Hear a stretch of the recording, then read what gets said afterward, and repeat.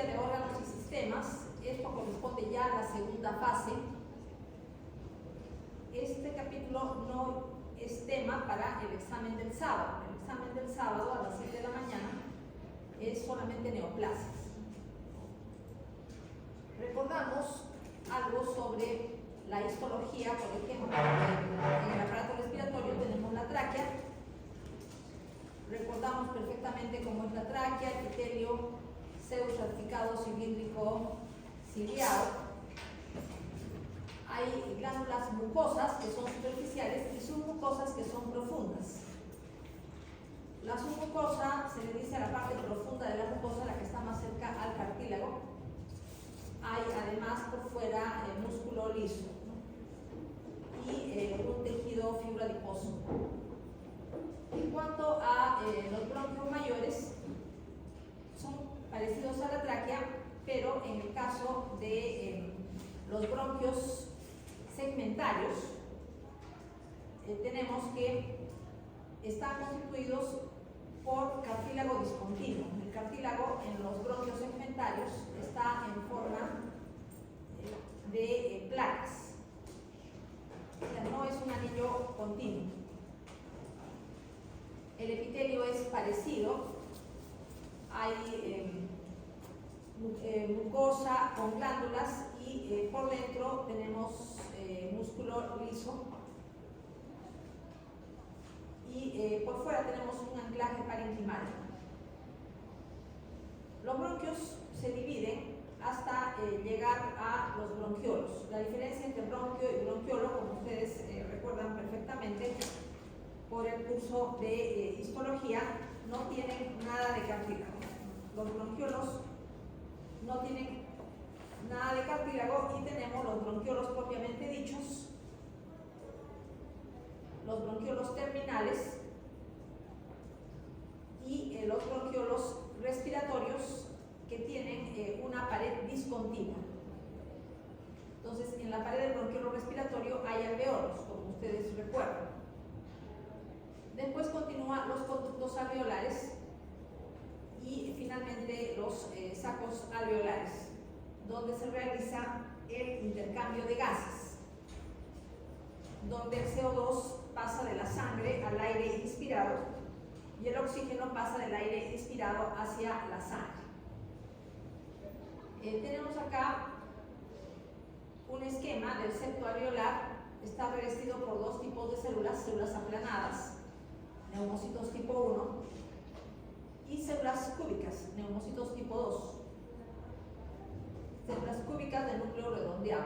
Neumocitos tipo 2 fabrican la sustancia surfactante que baja la tensión superficial para que el alveolo quede distendido durante la expiración.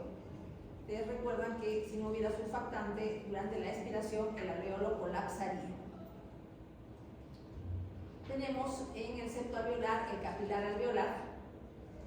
Puede haber algunos fibroblastos y fibras elásticas. Tenemos acá otro esquema donde se ve lo mismo, o sea, neumocitos tipo 1, neumocitos tipo 2, que son células cúbicas, tipo 1 aplanadas. En cuanto al septo alveolar, en algunas áreas la membrana basal del epitelio se fusiona con la membrana basal del endotelio, en algunas partes se fusiona. En otras partes hay un poco de tejido conjuntivo con fibras elásticas y fibroblastos. Por dentro podemos ver, por dentro del alveolo podemos ver macrófagos alveolares.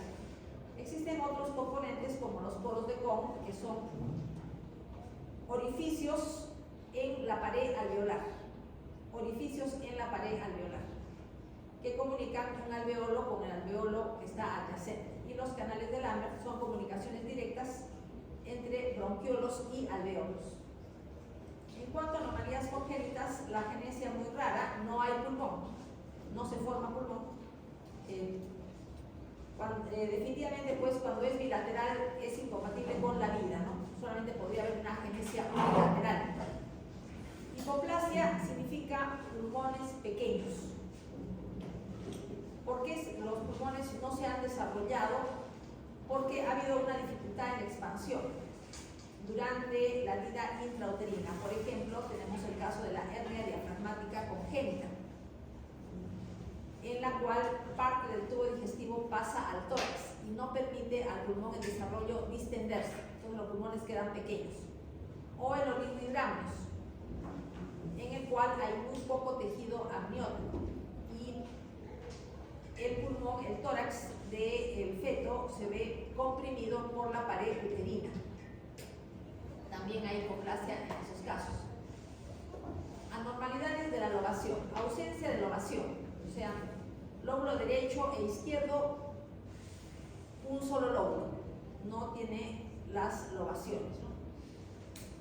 Bilobación bilateral, cuando esto no es normal, solamente tiene dos lóbulos, el pulmón izquierdo, el pulmón derecho tiene tres lóbulos. O trilobación bilateral, también sería anormal. Quistes del intestino anterior. Evaginaciones del intestino anterior que pueden ubicarse en el mediastino a nivel paratraqueal, parabronquial. Estos quistes, que son una anomalía de desarrollo, pueden estar revestidos por epitelio respiratorio, por epitelio esofágico o por epitelio intestino. Pueden comprimir vías aéreas. Malformación congénita de las vías aéreas, se llama también malformación adenomatoide del pulmón, que se caracteriza por la presencia de quistes en la vía aérea, o sea, dilataciones quísticas de la vía aérea por una debilidad de la pared bronquial. Sobre secuestro pulmonar intralobar y extralobar vamos a hablar en las siguientes diapositivas. Acá tenemos hipoplasia, este es el corazón y este es un pulmón y este es el otro, o sea, pulmones pequeños, lo que significa hipoplasia, asociada a oligohidramnios. Definitivamente, si hay pulmones pequeños, también habrá una deficiencia funcional. Vemos acá una hipoplasia pulmonar severa, se ve bronquiolos tubulares, ausencia de alveolos, consecuencia de oligohidramnios. Ausencia de lobación. Entonces, el pulmón se ve como si fuera un solo lóbulo. Pulmón derecho, izquierdo, un solo lóbulo. Ausencia de lobación. Atresia bronquial. Quiere decir que el bronquio tiene un estrechamiento severo que no permite que las secreciones distales a la atresia salgan fuera de la vía aérea. Entonces, todas las secreciones mucosas distales a la atresia no pueden evacuarse, no pueden eliminarse, se acumulan y sirven como caldo de cultivo para bacterias. Entonces, el parénquima pulmonar, que es distal a la atresia, tiene una tendencia a infecciones respiratorias. Malformación adenomatoide del pulmón o malformación congénita de las vías aéreas. Dilatación quística de las vías aéreas. El revestimiento puede ser cúbico o por epitelio respiratorio normal. Se puede ver dilataciones de tamaño variable de las vías aéreas y hay un aspecto glandular del parénquima pulmonar. Acá tenemos otro ejemplo, dilataciones de las vías aéreas que se ven como quistes. Acá hay otra fotografía donde se ven los quistes de la vía aérea, unos más grandes, otros medianos, otros más pequeñitos. Generalmente es una malformación segmentaria, rara vez compromete más de un segmento pulmonar, o sea, muy raro que comprometa, por ejemplo, todo un pulmón. Generalmente las malformaciones adenomatoides tienden a extirparse porque no son funcionales, no tienen alveolos. Secuestro pulmonar, segmento de parénquima pulmonar cuyas vías aéreas no comunican con las vías aéreas pulmonares. O sea, es como un segmento del pulmón que estuviera aislado. O sea, las vías aéreas de ese segmento no comunican con las vías aéreas del segmento del pulmón. Por lo tanto, las secreciones no pueden drenarse, no pueden expulsarse al exterior. Y ya sabemos, secreciones retenidas son caldo de cultivo para procesos infecciosos de tipo bacteriano. Entonces hay una tendencia a infecciones bacterianas a repetición en el tejido del secuestro. Hay dos tipos, bueno, dentro de lo que es definición del secuestro está la vasculatura. El segmento pulmonar del secuestro no es irrigado por la arteria pulmonar, sino su irrigación viene directamente de la aorta. Es otra característica. El secuestro pulmonar puede ser intralobar o extralobar.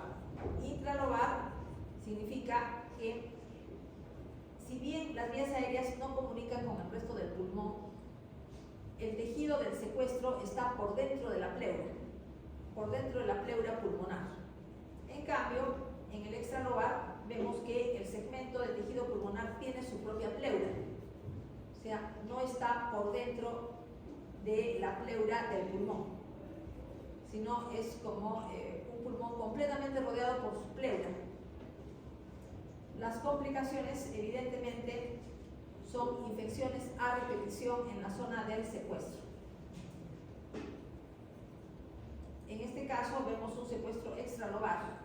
Es como un pedacito de pulmón completamente independiente porque tiene su propia pleura y no comunica las vías aéreas con el pulmón, con las vías aéreas del pulmón principal. Y su irrigación viene directamente de la aorta o sus ramas. En este caso, el drenaje venoso se realiza por el sistema ácidos. Acá también, extralobar, se ven dilataciones quísticas, consecuencia de dilataciones de las vías aéreas debido a los procesos infecciosos a repetición. Está cubierto con su propia pleura. Secuestro pulmonar intralobar.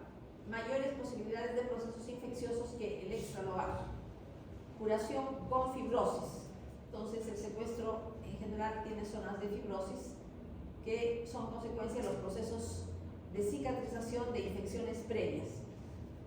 En este caso, el drenaje venoso se realiza mediante ramas de las venas pulmonares. Pasamos al tema de atelectasia. ¿Qué significa atelectasia? Colapso del tejido pulmonar. O sea, se pierde el aire de los alveolos y los alveolos acercan sus paredes. O sea, hay un colapso de los alveolos. Tenemos las atelectasias por reabsorción. Generalmente son por obstrucción de la vía aérea por cuerpos extraños, por tumores, por tapones de moco. Entonces, como hay una obstrucción, cuando la persona inspira no pasa aire hacia las vías aéreas distales y el aire de los alveolos pulmonares que están distales a la obstrucción termina siendo reabsorbido y desaparece. El mediastino es traccionado hacia el mismo lado que la atelectasia, en el caso de la reabsorción. En el caso de las atelectasias por compresión, causas derrame pleural severo, neumotórax. Se aprieta el tejido pulmonar, lo que da lugar a reabsorción del aire y colapso del alveolo. En este caso, el mediastino se tracciona hacia el lado opuesto al de la atelectasia. O sea, como si se empujara el mediastino hacia el lado opuesto. Atelectasia por contracción.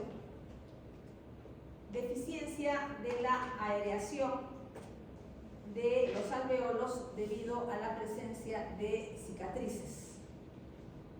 Tenemos zonas de cicatrización en el tejido pulmonar y esas zonas cicatriciales ejercen tracción que no permite la aireación normal del tejido pulmonar. Pasamos al tema de edema pulmonar. Puede ser de dos tipos: edema pulmonar hemodinámico, que es el edema pulmonar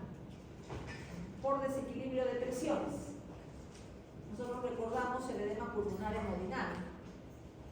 Tenemos, por ejemplo, por congestión vascular retrógrada. Tal es el caso de la insuficiencia cardíaca izquierda. De manera retrógrada se produce aumento de la presión hidrostática en el parénquima pulmonar y tenemos un parénquima pulmonar de tipo hemodinámico. Sería un edema pulmonar cardiogénico porque se debe a insuficiencia cardíaca izquierda. También tenemos edema pulmonar por disminución de la presión oncótica. Ya hemos visto eso. También tenemos el edema pulmonar por lesión de la microvasculatura. Se llama daño alveolar difuso. Tiene varios sinónimos. Síndrome del estrés respiratorio del adulto, injuria pulmonar aguda, pulmón de shock y síndrome de las membranas hialinas del adulto. O sea, hay varios sinónimos. En cuanto a causas y patogénesis, tenemos acá un cuadro de las causas. Lo más frecuente, sepsis y shock séptico, pero hay otras causas. Por ejemplo, tenemos infecciones pulmonares difusas de tipo viral, por micoplasma, por hongos, tuberculosis biliar, etc. Infección pulmonar difusa, aspiración del contenido gástrico, trauma torácico, trauma craneal, entidades que desencadenan la respuesta inflamatoria sistémica. Tal es el caso de la pancreatitis aguda o del daño pulmonar asociado a transfusión. Tenemos contusiones pulmonares, o sea, traumas torácicos, síndrome del casi ahogamiento, fracturas con embolismo graso, quemaduras, radiación ionizante, irritantes inhalados como el oxígeno en niveles muy altos, en niveles tóxicos, humo del cigarro, gases irritantes y químicos, sobredosis de drogas como la heroína o la metadona, sobredosis de aspirina, de barbitúricos y de paraquat. El paraquat es un herbicida que lo usan los agricultores y a veces pueden intoxicarse. Transfusión asociada a injuria pulmonar, coagulación intravascular diseminada, pancreatitis aguda, uremia, bypass cardiopulmonar, reacciones por hipersensibilidad, por ejemplo. En cuanto a la patogénesis, tenemos dos orígenes del daño alveolar difuso. Uno de los orígenes es daño a la mucosa bronquiolar, bronquiolos respiratorios, básicamente, y daño a las células del alvéolo. Entonces, ahí tenemos una de las causas. Y los macrófagos del alvéolo, frente a la muerte de células del epitelio alveolar, responden sintetizando citoquinas inflamatorias de todos los tipos. Eso sería uno de los mecanismos de producción de daño alveolar difuso. Y el otro mecanismo es estimulación directa del endotelio vascular a nivel del pulmón por ejemplo, bacterias circulantes. Tal es el caso de la bacteriemia. Bacterias circulantes que activan el endotelio. Después de la activación del endotelio, o también por medio de las citoquinas secretadas por los macrófagos alveolares, se produce en capilares y vénulas del pulmón aumento de la permeabilidad vascular con edema inflamatorio y quimiotaxis. El edema inflamatorio alveolo.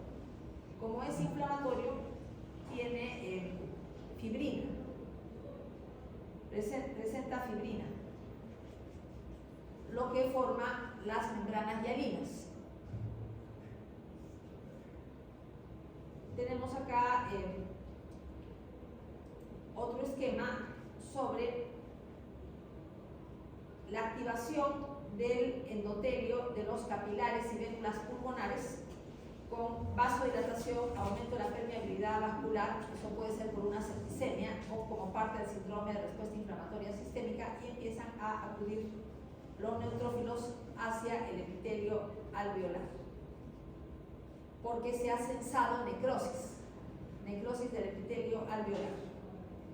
Y tenemos líquido del edema rico en proteínas, y las proteínas coagulan en las paredes de los alveolos para formar las membranas hialinas.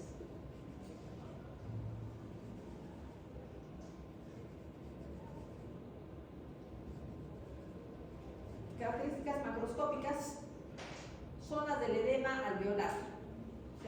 Por ejemplo, en una necropsia se puede observar pulmones pesados que resuman agua. Las características microscópicas las vamos a ver ahorita. Tenemos acá entonces que se produce un edema alveolar, pero ese líquido de edema es rico en células inflamatorias y proteínas. Esas proteínas coagulan. Repito nuevamente, ese líquido alveolar rico en proteínas tiene un origen inflamatorio. Las proteínas del líquido alveolar coagulan y se depositan en las paredes por dentro para formar lo que se llaman membranas hialinas. Vemos acá membranas hialinas en varios alveolos. Los septos alveolares tienen congestión vascular y células inflamatorias, linfocitos y neutrófilos. Aquí observamos la enfermedad de las membranas hialinas del recién nacido. Se ve microscópicamente igual a la del adulto. Los alveolos acá están sobredistendidos, pero vemos acá las membranas hialinas, que corresponden al líquido de edema que se ha coagulado y ha quedado como un precipitado eosinófilo. Ahora, microscópicamente la enfermedad de membranas hialinas del recién nacido es parecida a la del adulto. En cuanto a secuelas, tenemos complicaciones y secuelas.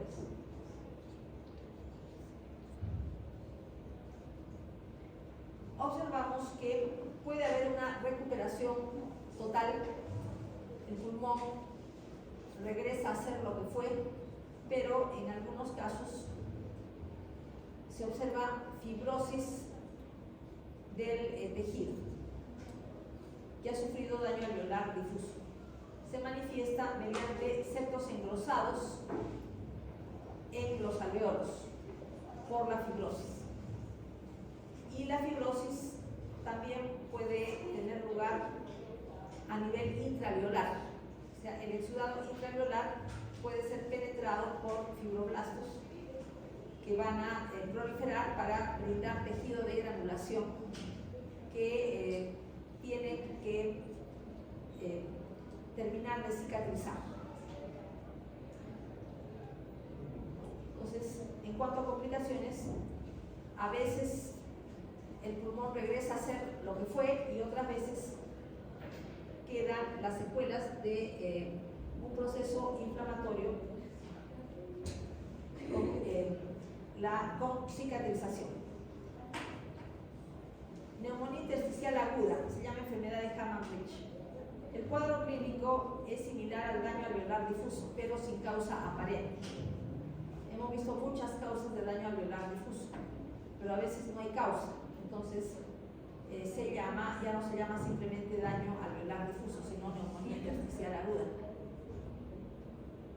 Microscópicamente, el pulmón presenta áreas similares a las de la fase final del daño alveolar difuso.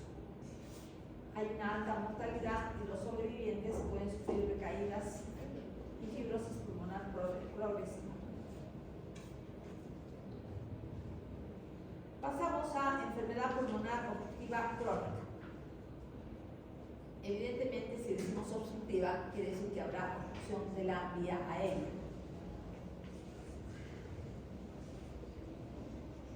¿Y cómo se puede detectar la obstrucción de la vía aérea? Mediante pruebas funcionales del pulmón.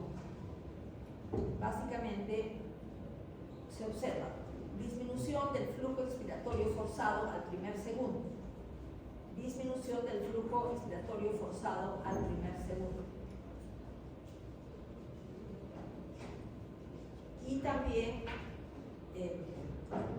capacidad ventilatoria forzada normal. Capacidad ventilatoria forzada normal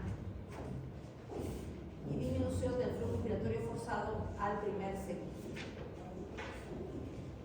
Tenemos varios tipos de enfermedad pulmonar obstructiva crónica: enfisema, bronquitis crónica, asma bronquial, bronquiectasis y enfermedad de las vías aéreas. Tenemos que en algunos pacientes, en algunos casos, se les cataloga de manera indubitable como solo enfisema, solo bronquitis crónica, solo asma bronquial o solo bronquiectasis. Pero vamos a ver que hay algunos casos en los que las enfermedades se solapan.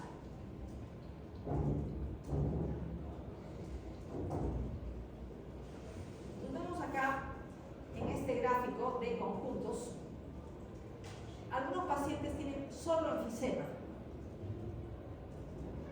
otros pacientes pueden tener solo bronquitis crónica, y hay otros pacientes que tienen al mismo tiempo características de enfisema y de bronquitis crónica. Por eso se lo presenta de esta manera. El asma significa obstrucción reversible de la vía aérea, pero puede estar solamente observando una obstrucción reversible de las vías aéreas, o hay casos en los cuales sus características se sobreponen a otras características. Por ejemplo, un paciente con enfisema puede tener un componente también de broncoconstricción. Lo mismo, un paciente con bronquitis crónica puede tener también broncoconstricción añadida. Se puede decir entonces bronquitis crónica asmatiforme. O sea que las enfermedades obstructivas no son excluyentes entre sí. O sea, si un paciente tiene una, ya no puede tener la otra. Eso no es así, ¿no? Porque estamos viendo que hay sobreposición. ¿Por qué en el caso de enfisema y bronquitis crónica hay tanta sobreposición? Porque comparten un agente causal único, que es el tabaquismo.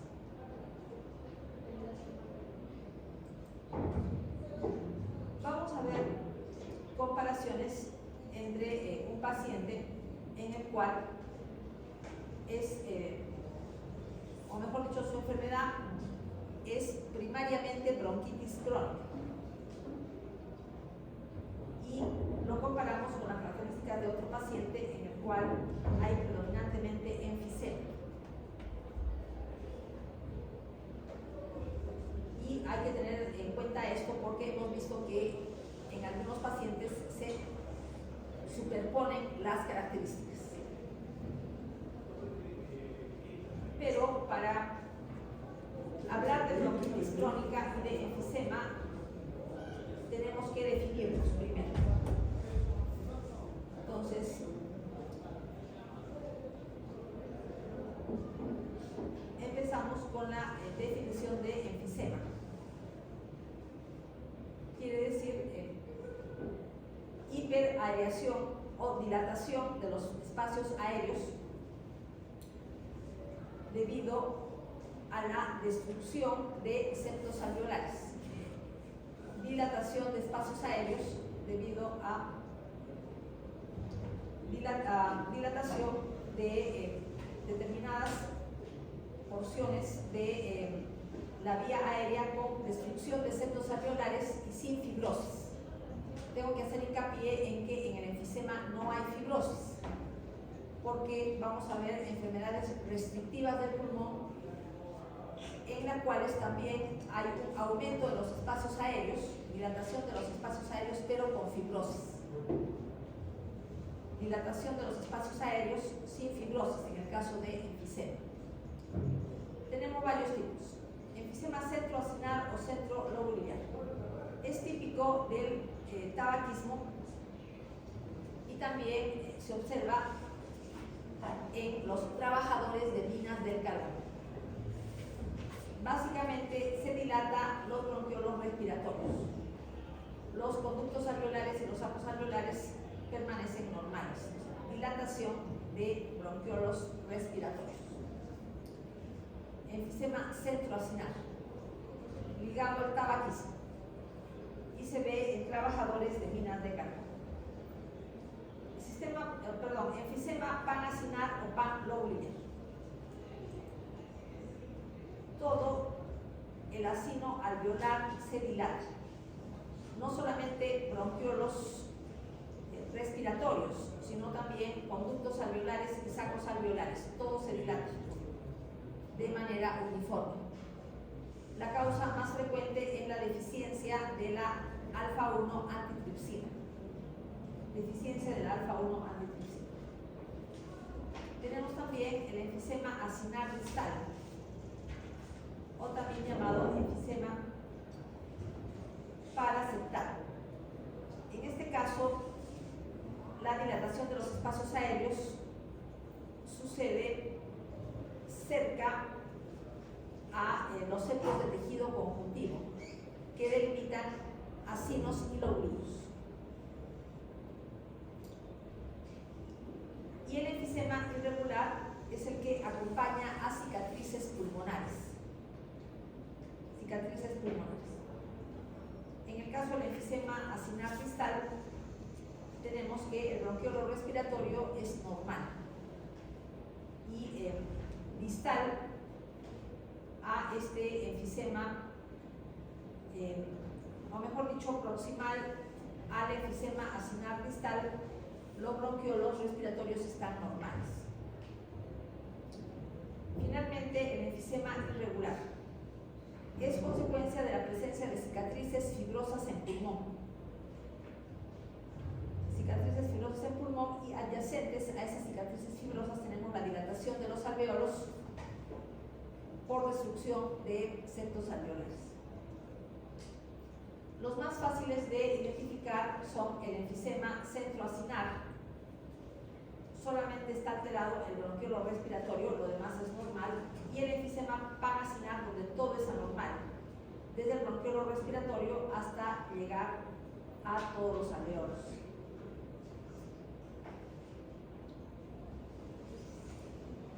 Patogenia del enfisema. Tenemos que hay una destrucción de las células de los septos alveolares, neumocitos tipo 1 y neumocitos tipo 2. Y también hay desequilibrios proteasa-antiproteasa y desequilibrios oxidante-antioxidante. Normalmente, la cantidad de proteasas en el pulmón está equilibrada con la cantidad de antiproteasas. Una antiproteasa fundamental del tejido pulmonar es la alfa-1 antitripsina, producida por el hígado. Cuando hay un predominio de proteasas, las fibras elásticas del pulmón son destruidas, porque entre las proteasas está la elastasa. Y frente a la elastasa, que procede generalmente de los neutrófilos que acuden al tejido pulmonar saliendo de los vasos, vemos que hay diapéresis de neutrófilos que contienen grandes cantidades de la enzima elastasa. Sin embargo, los macrófagos también fabrican elastasa y otras metaloproteinases. Ahora, ¿qué es lo que pasa cuando hay muy pocas antiproteasas? Deficiencia genética de la proteína alfa-1 antitripsina, que tiene diferentes grados. Hay casos más graves en los homocigotes y otros casos más leves en los heterocigotes. En todos estos casos hay daño tisular mediado por radicales libres derivados del oxígeno y la alfa-1 antitripsina podría ser normal, puede ser genéticamente normal, pero el humo del cigarro la inactiva. Entonces, la elastasa neutrofílica puede realizar sus acciones, destruyendo el tejido elástico del pulmón. En este caso, tendríamos una deficiencia funcional por el tabaquismo.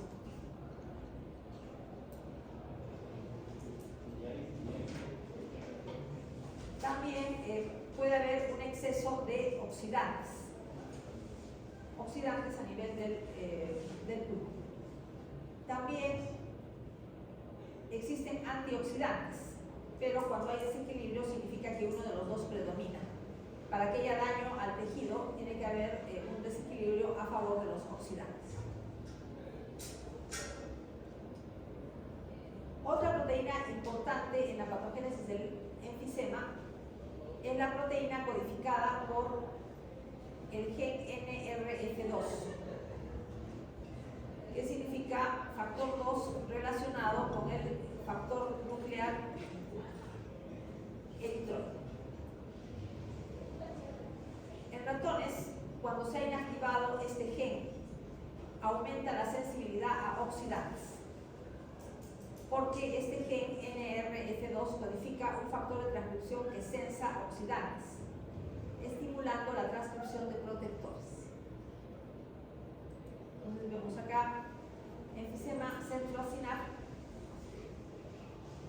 y daño fundamentalmente a bronquiolos respiratorios. Pero los espacios alveolares que rodean a la zona del centro del acino están más o menos conservados.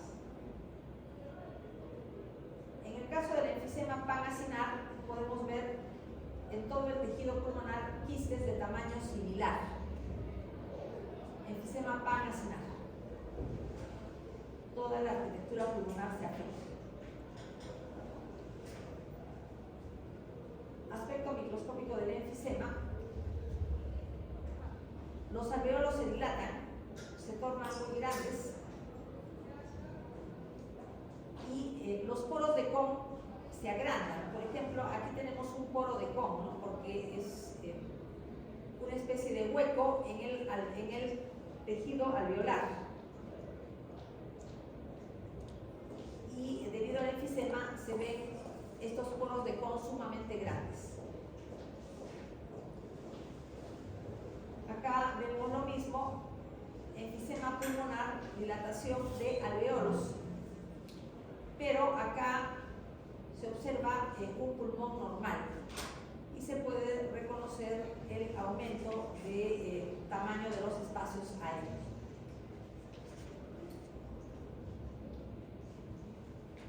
Las funciones de la alfa-1 antitripsina. Es una antiproteasa muy importante.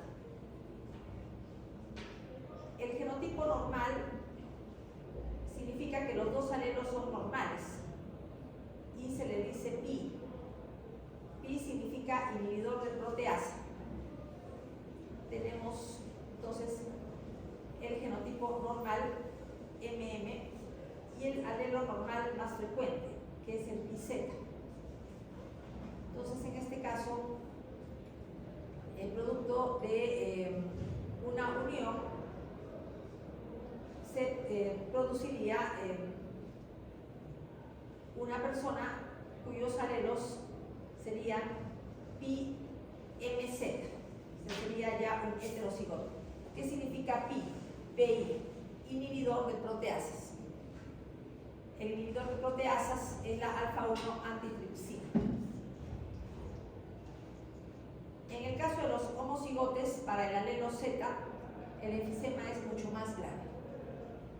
Hay otros inhibidores de elastasas. Hemos dicho que hay elastasa en el neutrófilo, elastasa en el macrófago. Y otras proteínas más que y hay,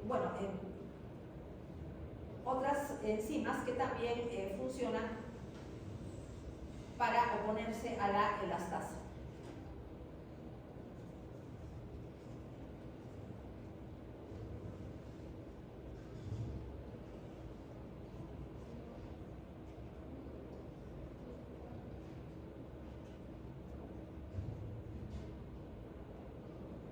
Bueno, estábamos en deficiencia de alfa-1 antitripsina. Aquí vemos un resumen de la patogénesis del enfisema.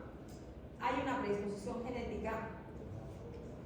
Tenemos también el tabaquismo, contaminantes ambientales, deficiencia congénita de alfa-1 antitripsina o también una inactivación funcional del alfa-1 antitripsina normal por parte del humo del tabaco.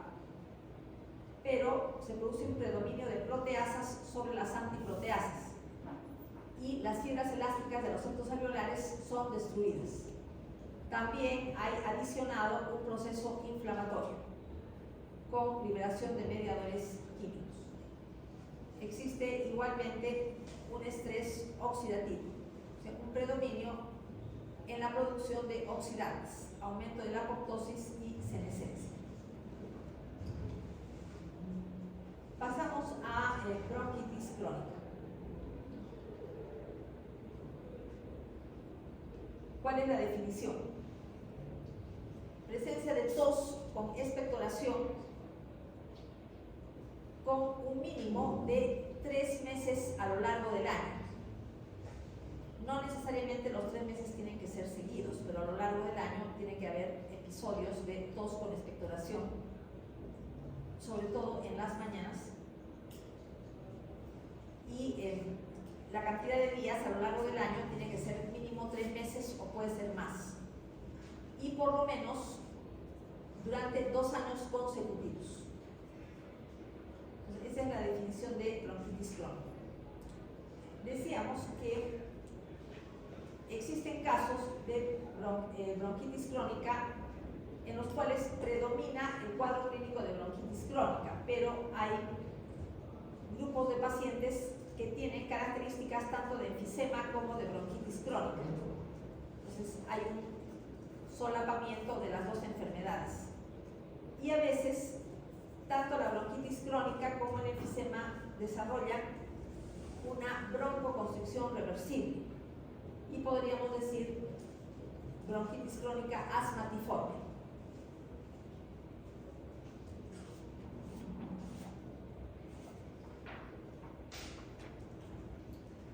Vamos a ver diferencias entre pacientes que son predominantemente con bronquitis crónica y otros que tienen de manera predominante el enfisema y no hay sobreposición.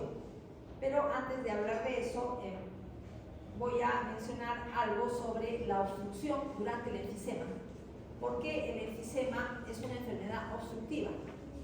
Hemos dicho que hay dilatación de bronquiolos terminales o dilatación de bronquiolos terminales, conductos alveolares, bronquiolos terminales, bronquiolos respiratorios, conductos alveolares y alveolos. ¿Por qué el enfisema tiene un componente obstructivo? Normalmente, durante la expiración, la vía aérea permanece abierta debido a los anclajes parenquimales en la pared de dicha vía. Entonces hay una tracción hacia afuera de la pared de la vía aérea y eso es lo normal. Pero cuando hay enfisema, como hay destrucción de los septos alveolares, estos anclajes parenquimales se pierden. Entonces, durante la expiración hay colapso de la vía aérea. Entonces, por eso el enfisema es una enfermedad obstructiva. Ahora, ¿por qué la bronquitis crónica es una enfermedad obstructiva? Por el exceso de producción de moco, porque hemos dicho que tiene que haber tos con expectoración, o sea, tiene que producirse moco. Y por la inflamación de la vía aérea hay edema de la mucosa de dicha vía y eso causa disminución del húmero. Entonces, eso explica por qué tanto el enfisema como la bronquitis crónica son enfermedades obstructivas. Ahora sí, las vamos a comparar. Los pacientes en los que predomina la bronquitis son un poco más jóvenes que aquellos en los que predomina el enfisema.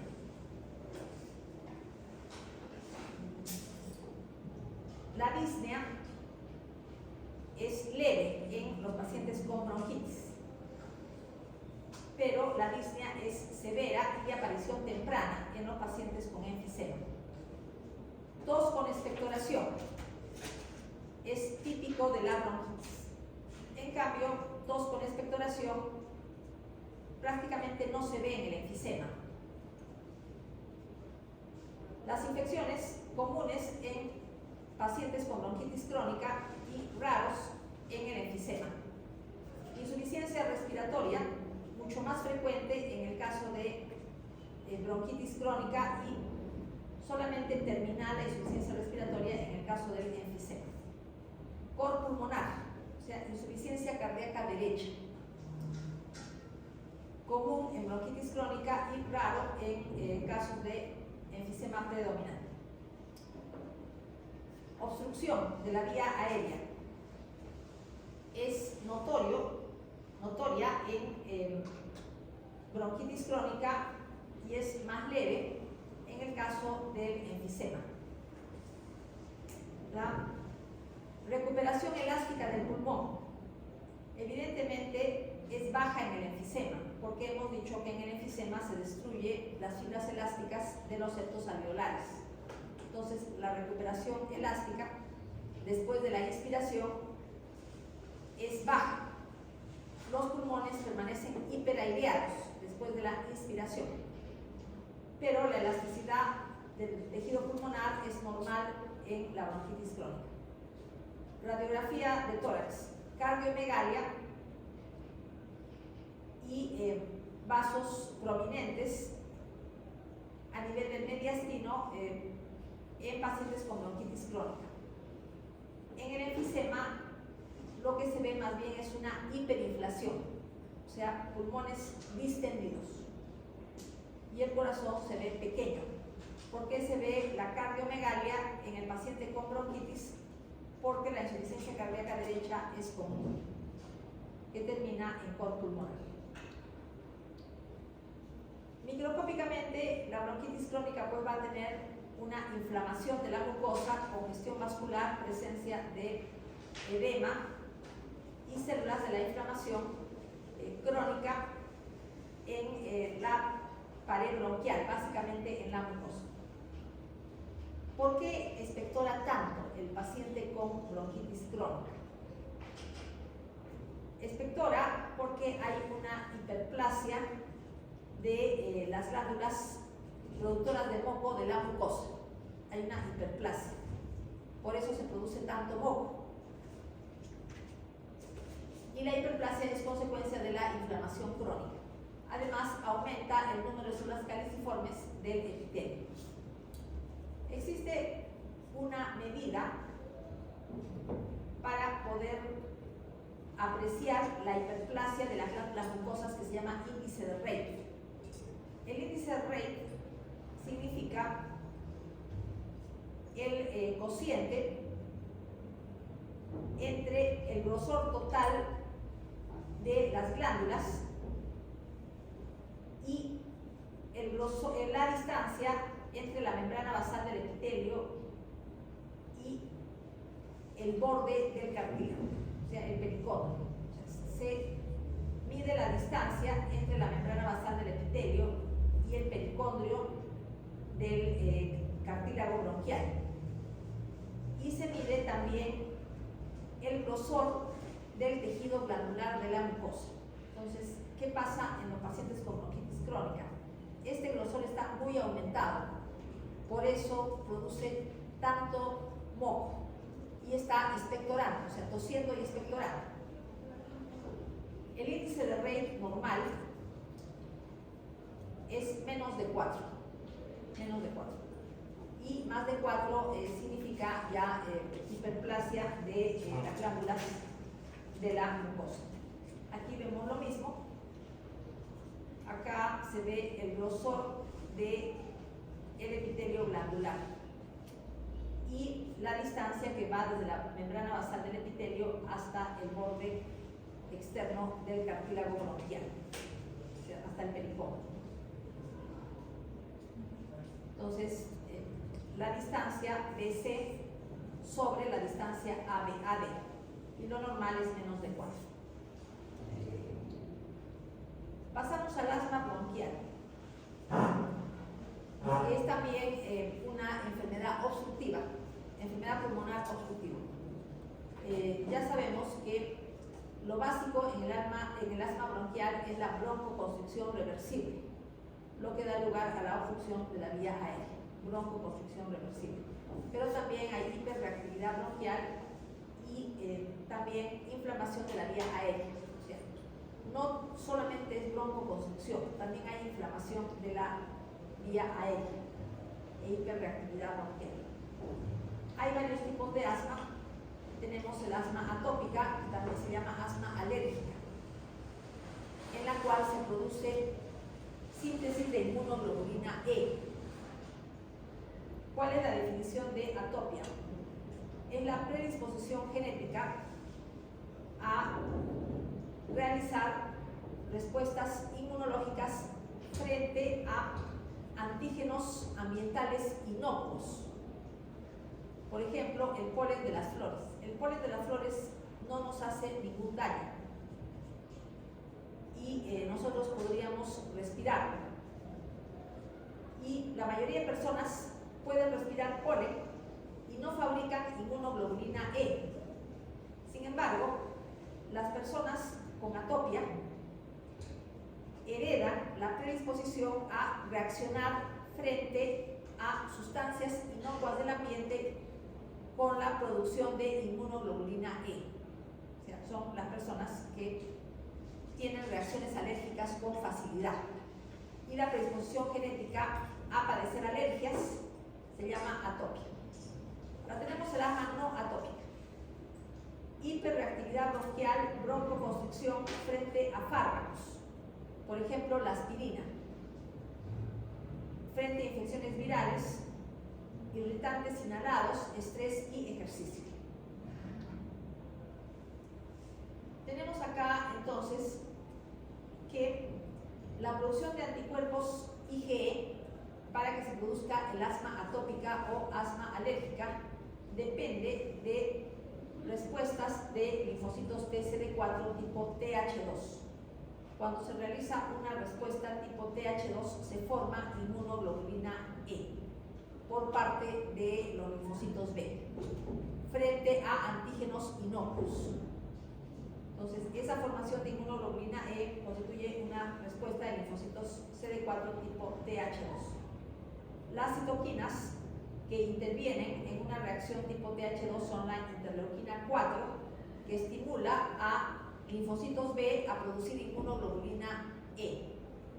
La interleuquina 5, que es quimiotáctico de eosinófilos, y la interleuquina 13, que daña el epitelio respiratorio, aumenta la secreción de moco y potencia la reacción inflamatoria.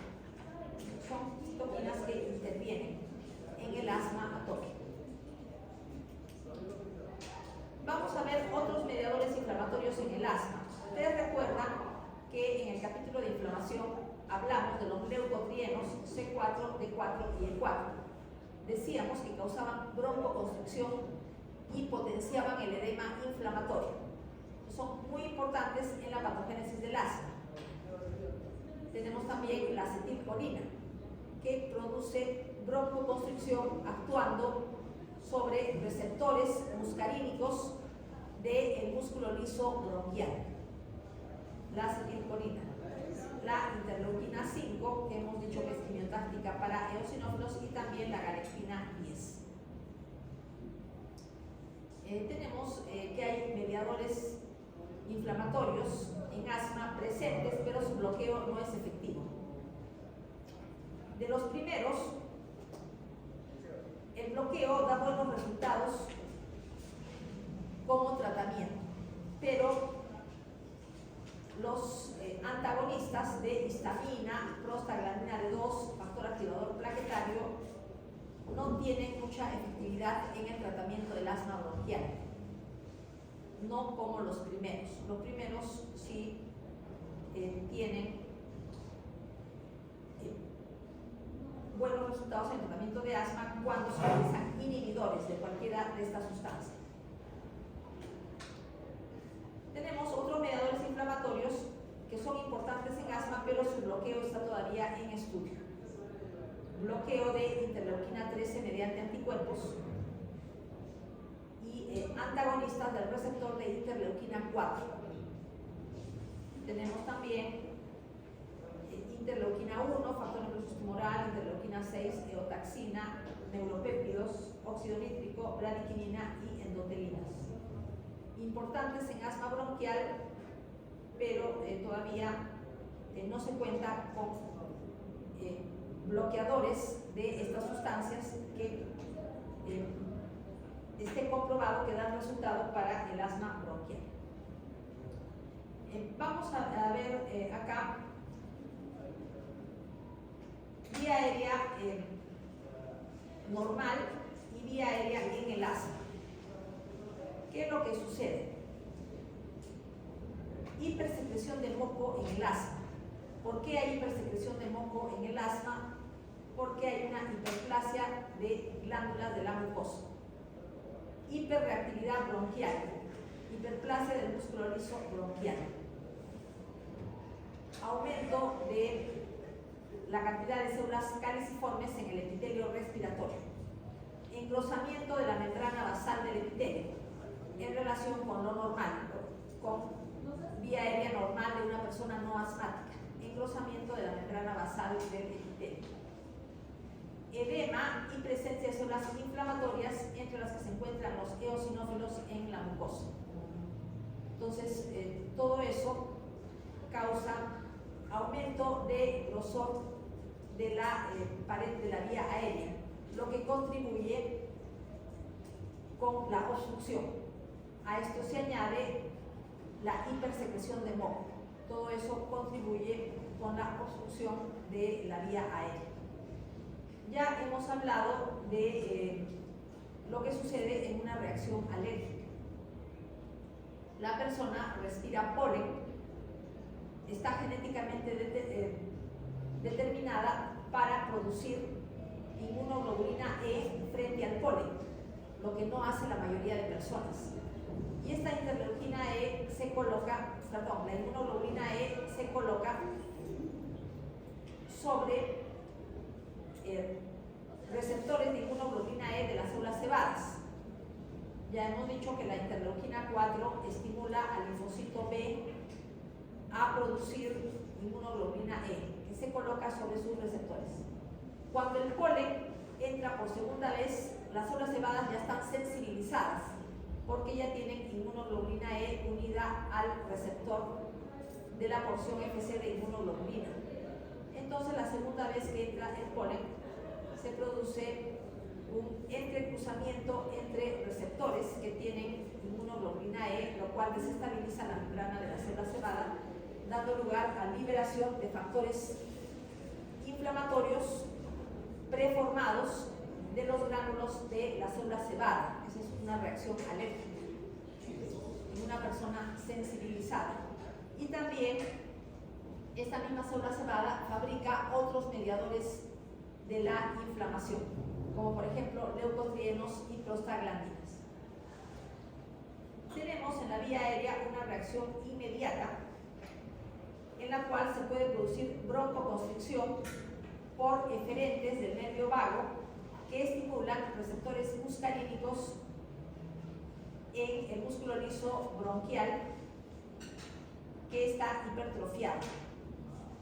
También tenemos la liberación de mediadores inflamatorios que destruyen el epitelio. Es la reacción inmediata, pero hay una reacción más tardía en la cual se produce cada vez más edema y mayor cantidad de células inflamatorias llegan hasta el tejido en el cual ha habido una reacción alérgica con broncoconstricción. Y se llama reacción de fase tardía. Vemos acá microscópicamente aumento de la cantidad de células caliciformes en el epitelio respiratorio, engrosamiento de la membrana basal del epitelio, inflamación con eosinófilos, hiperplasia del músculo liso de la vía aérea. Acá vemos lo mismo, pero más fibrosis, un engrosamiento mayor de la mucosa debido a la fibrosis. La fibrosis, que contribuye con el engrosamiento de la mucosa, empeora la obstrucción. Otra enfermedad de tipo obstructivo, las bronquiectasias. Una bronquiectasia es una dilatación irregular del trayecto de la vía aérea, una dilatación irregular y permanente en el trayecto de la vía aérea. En cuanto a factores predisponentes, tenemos procesos congénitos o hereditarios. Ejemplo, fibrosis quística. En la fibrosis quística, el moco de la vía aérea es sumamente espeso porque tiene poca agua y no puede ser expectorado. Se queda en la vía aérea siendo caldo de cultivo de bacterias. Entonces tenemos que las infecciones a repetición predisponen a bronquiectasias. Una causa es la fibrosis quística. Tenemos también deficiencia en el movimiento ciliar.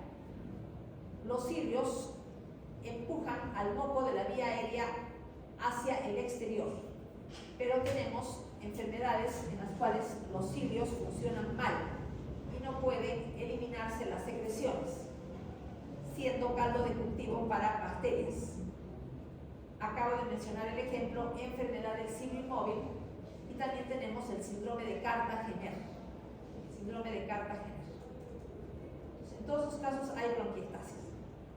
Infecciones necrotizantes crónicas. La necrosis de la pared de bronquios causa su debilitamiento y dilatación irregular permanente. Obstrucción bronquial. La obstrucción bronquial tiene el peligro de inflamación de la vía aérea distal a la obstrucción.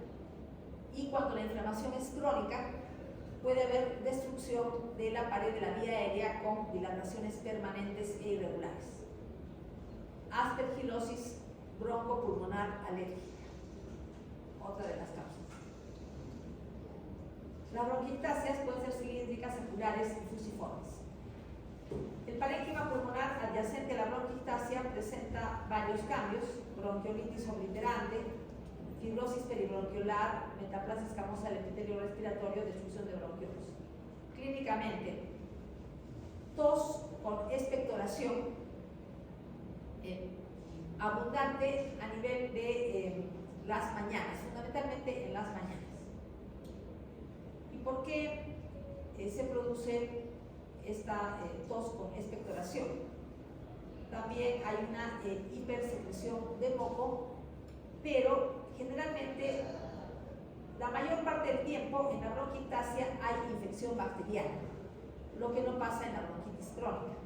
Por eso el paciente con bronquitis crónica tose, expectora, pero generalmente la expectoración no es maloliente. En las bronquiectasias sí es maloliente porque casi siempre hay una infección bacteriana sobreagregada. Complicaciones, septicemia, o sea, el proceso infeccioso puede pasar a la sangre, y por medio de la sangre llegar al cerebro, dando lugar, por ejemplo, a absceso cerebral. En las paredes de las bronquiectasias hay vasos sanguíneos dilatados, por eso es frecuente que suceda hemoptisis, o sea, frente a la tos hay sangrado. Amiloidosis, porque en las bronquiectasias el proceso inflamatorio dura meses. Y finalmente, cor pulmonar, o sea, insuficiencia cardíaca derecha. Vemos acá bronquiectasias en un caso de fibrosis quística. Vemos aquí en la superficie de corte las vías aéreas muy dilatadas. Se ven grandes, se ven como anillos. Y acá vemos también las vías aéreas muy dilatadas, visibles hasta la pleura. Acá también vemos vía aérea muy dilatada y visible cerca a la pleura. Esto no es normal porque las vías aéreas dejan de ser visibles 2 a 3 centímetros de la pleura. O sea, hay una distancia frente a la cual ya no debe verse los bronquios. Si se ven los bronquios más allá de esos 2 a 3 centímetros, significa bronquiectasias, tal como estamos viendo acá, dilataciones irregulares de la vía aérea. Microscópicamente, en las bronquiectasias predomina la necrosis y el éxodo inflamatorio agudo. La necrosis de la pared bronquial, de la pared de la vía aérea, es lo que causa la dilatación. Necrosis con debilitamiento de la vía aérea debido a la inflamación. Dejamos todo lo que corresponde a enfermedad pulmonar obstructiva crónica, aunque faltaba tocar el tema de enfermedad de las vías aéreas pequeñas. Enfermedad de las vías aéreas pequeñas. Acá lo tenemos. Puede sobreponerse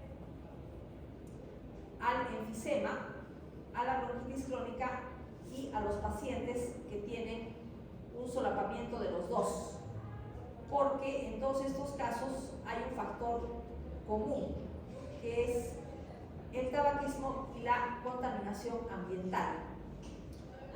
En el caso de enfermedad de vías aéreas pequeñas, básicamente bronquiolitis con fibrosis peribronquiolar, es lo que observamos en la enfermedad de la vía aérea pequeña.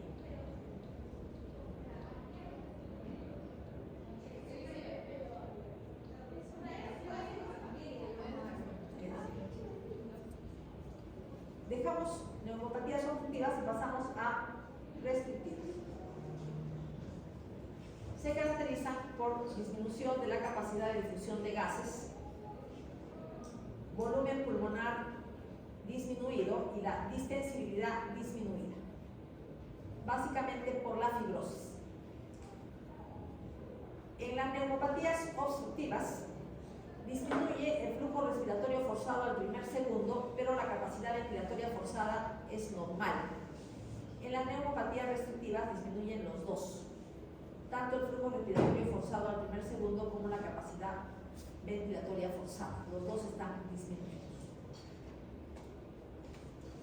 debido a la disminución de la distensibilidad del pulmón y también disminuye el volumen pulmonar. La disminución de la capacidad de difusión de gases predispone a la hipoxia.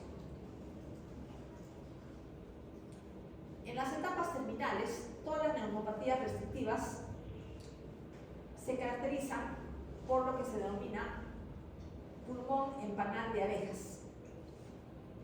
O sea, todas las neumopatías restrictivas, cuando están muy avanzadas, tienen características que se denominan en conjunto pulmón en panal de abejas. Representa la distorsión de la arquitectura con la formación de cavidades. Eso también termina en hipertensión pulmonar e insuficiencia cardíaca derecha. O sea, es muy común hipertensión pulmonar, insuficiencia cardíaca derecha, que puede terminar en cor pulmonar en las neumopatías restrictivas terminales. Hay varios tipos de neumopatías restrictivas: fibrosantes, granulomatosas, eosinofílicas relacionadas con el tabaco, y otras, por ejemplo, la proteinosis alveolar. Vamos a ver ejemplos de algunos casos, no vamos a ver todos los tipos, sino solamente algunos tipos. neumopatías restrictivas fibrosanas. Neumonía intersticial usual, neumonía intersticial inespecífica, neumonía organizada criptogenética asociada a colagenopatías medicamentosas y por radiación. En lo que se refiere a neumonía intersticial usual, existe un daño al epitelio alveolar, un daño permanente, un daño crónico al epitelio alveolar, que puede ser por el tabaquismo, exposición ocupacional a polvos o a polvos orgánicos o polvos inorgánicos, a inhalación de gases irritantes, inhalación de toxinas e infecciones virales a repetición. Hay un daño que es crónico del epitelio alveolar. Y tenemos una activación de la respuesta inflamatoria, y lo característico es que en la respuesta inflamatoria tenemos producción de citoquinas fibrogénicas. Esto es típico de las neumopatías restrictivas, la producción de citoquinas fibrogénicas a lo largo del daño epitelial persistente. Hay un proceso inflamatorio con la producción de citoquinas fibrogénicas. Al final, el pulmón experimenta fibrosis. Tenemos una citoquina fibrogénica muy importante, que es el factor transformante de crecimiento beta. ¿Qué se fibrosa? Para empezar, se fibrosan los septos alveolares. Los septos alveolares son lo primero que se engruesa, y si se engruesan los septos alveolares, disminuye la capacidad de difusión de los gases.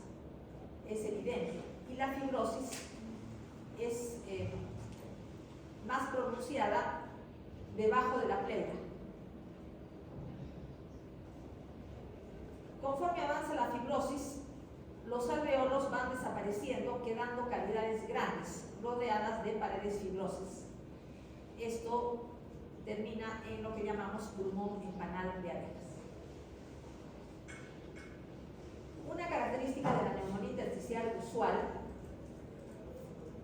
es que el daño es variado. O sea, algunas zonas del pulmón están muy dañadas, mucha fibrosis y cambios de panal de abejas. Otras áreas del pulmón tienen un daño intermedio. Y hay áreas del pulmón que están normales. O sea, eso es una característica de la neumonía intersticial usual. El daño no es uniforme. Vemos acá septos muy engrosados, los espacios alveolares dilatados. Esto significa que está iniciándose la panalización, porque en la panalización tenemos cavidades grandes rodeadas por fibrosis. Acá vemos lo mismo, engrosamiento de septos alveolares, pero acá con focos fibroblásticos.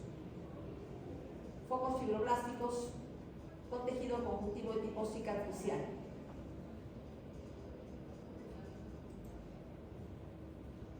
Acá también focos fibroblásticos, áreas donde los septos alveolares pueden estar normales y otras áreas donde los septos alveolares están engrosados. También hiperplasia del músculo liso peribronquial. Vemos acá pulmón en panal de abejas. Cavidades grandes rodeadas por fibrosis. Es lo que se denomina pulmón en panal de abejas. Etapa terminal de todas las neumopatías restrictivas. Acá también pulmón en panal de abejas, o sea, cavidades rodeadas por fibrosis. Vemos acá un esquema de la patogénesis del pulmón en panal de abejas. Empezamos con un proceso inflamatorio con destrucción del epitelio alveolar. Inflamación, destrucción del epitelio alveolar. El paso siguiente es amputación de la vía respiratoria distal. La fibrosis va destruyendo la vía respiratoria distal y se va dilatando la vía respiratoria proximal. La fibrosis se acumula de manera progresiva, dando lugar a cavidades rodeadas por fibrosis. Y esta parte de acá vendría a ser la panalización, o sea, la formación de pulmón en panal de abejas. Entonces, repito, inflamación, daño de las células del epitelio alveolar y producción de citoquinas fibrogénicas que terminan con la amputación de la vía respiratoria distal debido a la fibrosis. Neumonía organizada criptogenética es una manera de curación del tejido pulmonar frente a infecciones, inhalación de tóxicos, drogas, colagenopatías y enfermedad injerto versus huésped. Pues tenemos una forma de reparación especial que se le llama neumonía organizada criptogenética, en la cual no hay fibrosis de los septos alveolares, sino que tienen un hallazgo morfológico característico que se llama cuerpos de Masson. El cuerpo de Masson se observa en la neumonía organizada criptogenética y consiste en que se forman dentro de los alveolos y de los bronquiolos masas de tejido conjuntivo laxo. Dentro de alveolos y bronquiolos, masas de tejido conectivo laxo. Y los septos alveolares son normales. Entonces, es una forma de cicatrización especial del tejido pulmonar frente a varias causas. Acá vemos lo mismo. Estructura polipoide en un bronquiolo, masa fibrosa del tejido conectivo laxo. Corresponde a neumonía organizada criptogenética. Tiene buen pronóstico, no hay mayor daño a la funcionalidad del pulmón y puede haber una recuperación completa, o sea, con desaparición de los cuerpos de Masson.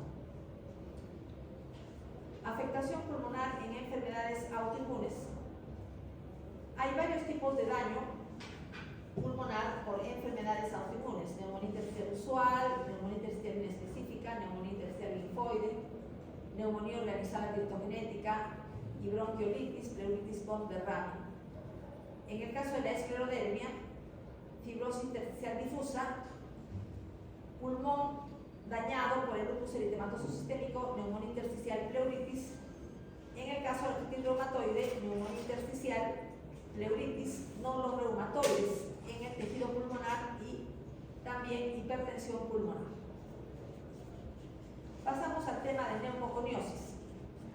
Neumo significa pulmón, conis significa polvo y osis significa proceso. Entonces, es un proceso patológico pulmonar debido a la aspiración de polvo. Pero los polvos pueden ser orgánicos o inorgánicos. Vamos a empezar con los polvos orgánicos. Solo las partículas más grandes se quedan en la vía aérea. Por eso las partículas más grandes son las menos peligrosas. Se quedan en las vibrisas de las fosas nasales o se pegan al poco de la vía aérea. Mientras más grandes, menos peligrosas. Pero las que son de manera particular de 1 a 5 micras sí llegan a vías respiratorias inferiores y alveolos y vienen a ser las que tienen más posibilidades de causar neumoconiosis por inhalación de polvos inorgánicos. También tenemos que la solubilidad y citotoxicidad de las partículas es variable. Si son muy pequeñas, hay mayor solubilidad. Entonces, se solubilizan en los líquidos de los septos alveolares, dando lugar a lesión aguda, pero son fácilmente removidas. En cambio, las que son un poco más grandes no se disuelven en ninguna de las zonas del alveolo y son las que tienen mayor riesgo de fibrosis. Las que llegan al alveolo y no se solubilizan y se quedan en el alveolo son las que tienen más riesgo de causar neumoconiosis. Vemos acá, partículas más grandes se quedan en la fosa nasal o se quedan pegadas al moco, pero las que van de 2 a 5 micras son las que llegan hasta el alveolo y vienen a ser las más peligrosas. Pueden disolverse en los líquidos del pulmón y pasar al intersticio, pero las que dan neumoconiosis propiamente dicha no hacen eso, sino se quedan en el alveolo. Las que son muy pequeñas, menos de 0.1 micras, se comportan como un gas y son exhaladas, o sea, no se depositan en el alveolo, sino entran y salen, como si fueran un gas, partículas de menos de 1 micra. Empezamos con la neumoconiosis de los trabajadores de minas de carbón. Puede dar lugar a antracosis simple, antracosis y fibrosis, nódulos de carbón, fibrosis masiva progresiva. Solo en este caso hay un cuadro clínico sintomático por fibrosis pulmonar, solo en la fibrosis masiva progresiva. Cuando hay solamente antracosis y fibrosis, nódulos de carbón, prácticamente no hay interferencia con la funcionalidad del pulmón. En el caso del síndrome de Kaplan, significa neumoconiosis con artritis reumatoide. Es una combinación de neumoconiosis en pacientes con artritis reumatoide. Vemos acá que las partículas de carbón pueden dar lugar a fibrosis, pero rara vez hay consecuencias clínicas, salvo en la fibrosis masiva progresiva.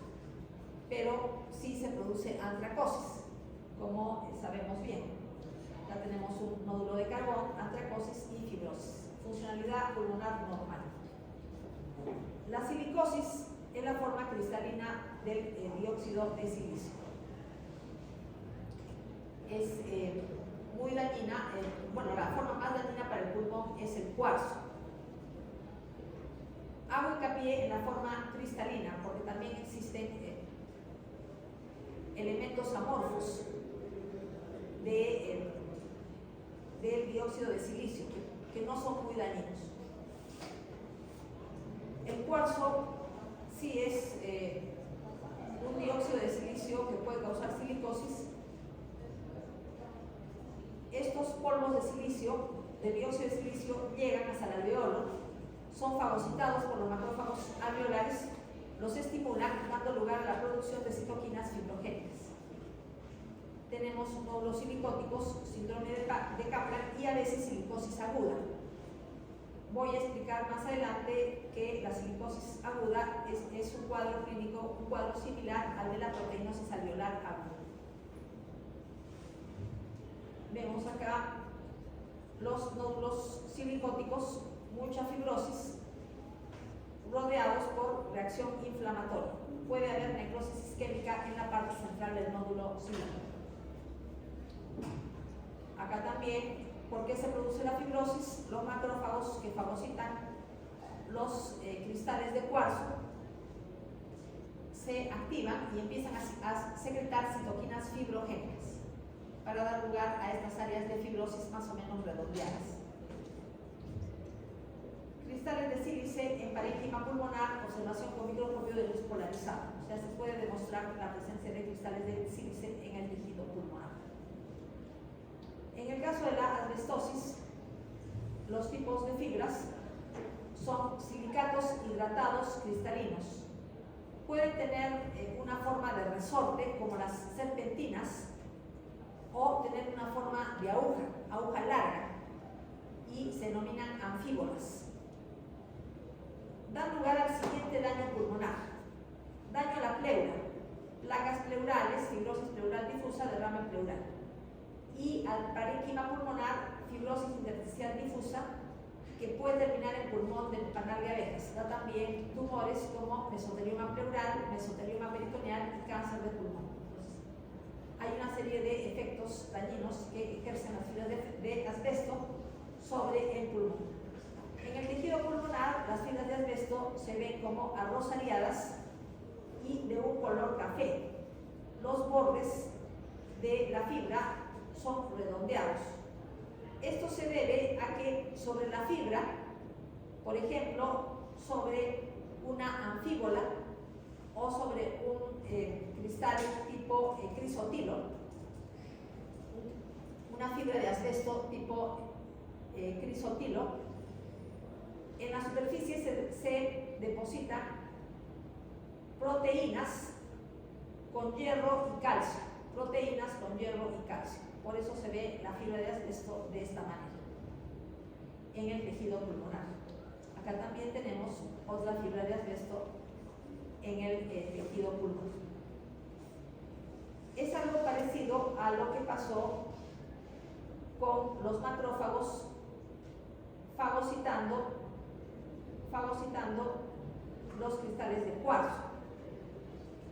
Entonces, lo que tenemos es dificultad para la fagocitosis porque las fibras son muy largas, pero intentando fagocitarlas, el macrófago se activa y empieza a secretar citoquinas fibrogénicas. Hay una activación del macrófago que puede no fagocitar adecuadamente las fibras, sin embargo, sí se produce la fibrosis que termina en pulmón en panal de aires.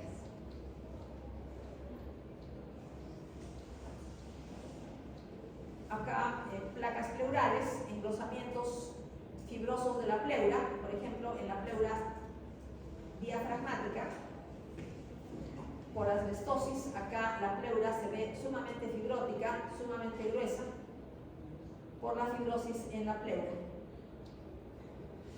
Neumopatías restrictivas granulomatosas, sarcoidosis, neumonitis por hipersensibilidad son los dos ejemplos clásicos.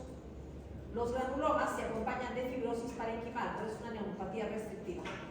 Se forman granulomas, pero los granulomas se acompañan de fibrosis.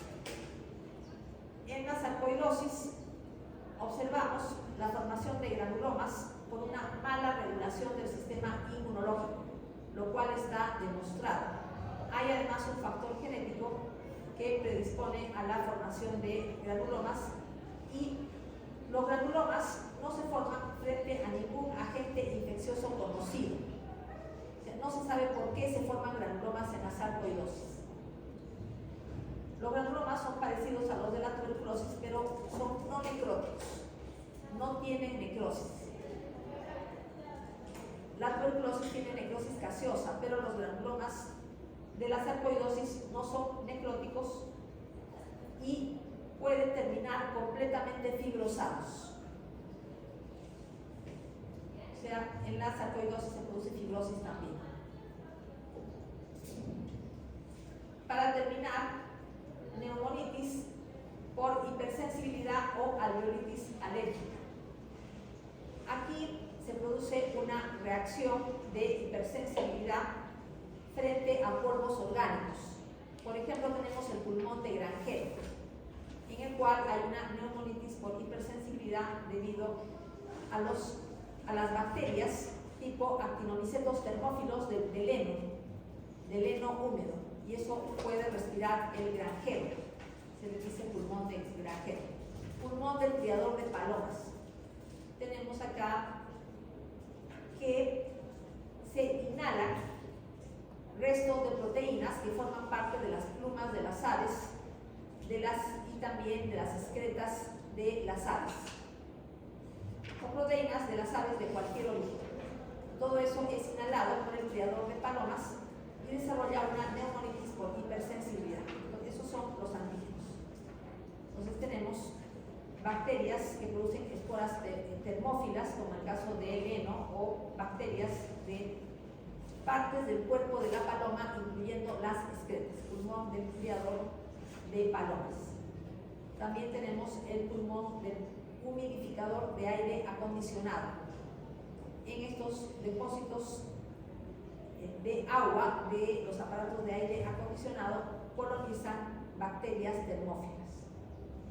Las reacciones de hipersensibilidad son tipo 2, 3 y 4. En cuanto a la morfología, tenemos una forma aguda y una forma crónica. En la forma aguda se inhala el polvo inorgánico y se produce, bueno, ya con eso termino porque ya son más de las 4.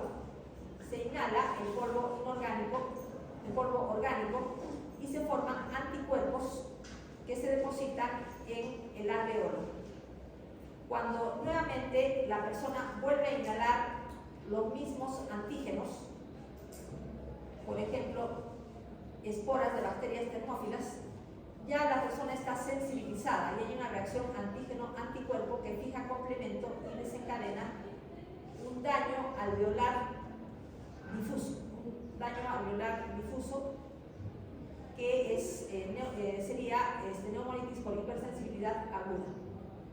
Pero tenemos también la forma crónica en la cual hay una hipersensibilidad de tipo celular en la cual se forman granulomas y se acumulan células inflamatorias en el septo alveolar. Esto vendría a ser una reacción crónica frente a la respiración constante de este tipo de antígenos. Vemos en una biopsia pulmonar la formación de granulomas en los alveolos.